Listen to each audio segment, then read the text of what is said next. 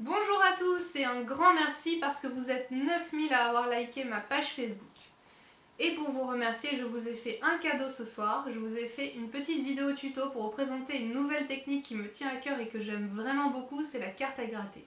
Donc la carte à gratter, elle permet de faire des super petits dessins avec du style, en prenant pas trop de temps et avec un peu de facilité, je trouve quand même.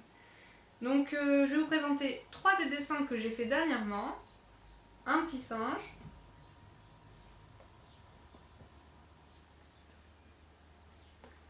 un chat Maine Coon, et là en fait le tuto va porter sur un dessin de colibri que j'ai fait pour vous. Donc il m'a pris un petit peu moins d'une heure, que j'ai fait en accéléré. Vous allez voir pour la carte à gratter, donc il n'y a pas besoin de beaucoup de matériel. Ça va aller assez vite. N'hésitez pas à me laisser un petit commentaire si vous avez des questions sur la technique ou me mettre un petit like sur la vidéo, ça me fera super plaisir. Merci beaucoup et bon visionnage.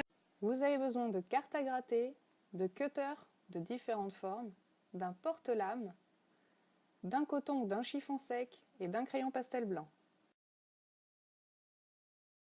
Et c'est parti! Pour dessiner ce petit colibri, je commence par les zones de lumière que j'ai repérées sur mon modèle.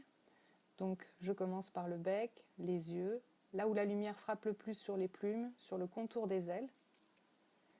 Il y a différentes façons de tenir son porte-lame. Si vous inclinez plus ou moins la lame, vous aurez des traits plus ou moins gros. Il faut être assez souple dans son geste pour pouvoir reproduire des courbes et assez léger dans la pression pour pouvoir faire des petits traits ou des traits plus gros, sans trop attaquer le carton et la carte.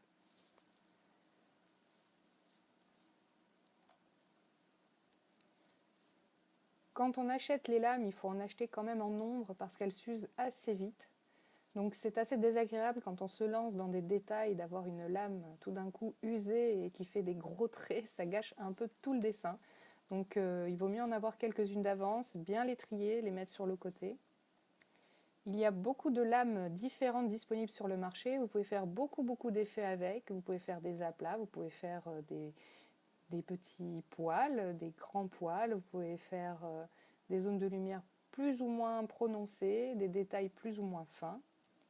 Et vous avez aussi de disponibles différentes cartes avec différents fonds. Donc là, moi, j'ai choisi une carte avec un fond qui ressort blanc. Et vous avez des fonds qui ressortent 3D, c'est très joli, des fonds cuivrés, des fonds or ou laiton, des fonds argent. Donc vous avez vraiment de quoi vous faire plaisir et de faire des tas d'effets super jolis. Le travail du poil et de la plume sera un peu différent. La plume, il faudra quand même jouer plus sur les arrondis, sur les limites entre les différentes plumes et ce qui va faire vraiment la différence entre l'ombre et la lumière, et c'est ça qui va faire ressortir le sujet un peu comme en 3D. Maintenant, je vais vous donner deux conseils très importants à mon sens. Donc ne jamais faire une esquisse au crayon, toujours la faire au crayon pastel, et toujours effacer cette esquisse au fur et à mesure avec un chiffon sec ou un coton, jamais avec la gomme parce que sinon ça fait des traces qui sont très dures à enlever. Et bien sûr, si vous utilisez des diluants ou des choses comme ça va vraiment attaquer la carte et ça va faire des zones de lumière qui ne sont pas jolies.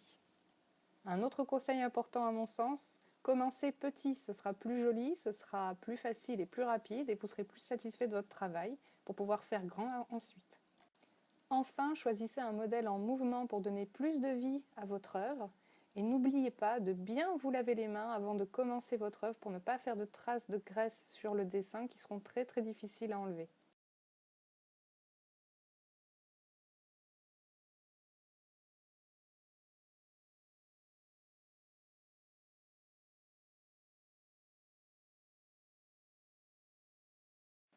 Merci d'avoir suivi cette vidéo, j'espère qu'elle vous a plu. Vous pouvez voir qu'on peut faire vraiment plein de choses sympas avec les cartes à gratter. J'ai hâte de voir vos œuvres. N'hésitez pas si vous avez des questions à me laisser un commentaire ou à me contacter directement. Et n'oubliez pas de mettre un petit like à la vidéo, ça m'aidera à me faire connaître et ça me fera très plaisir. Je vous dis à bientôt et encore merci, au revoir.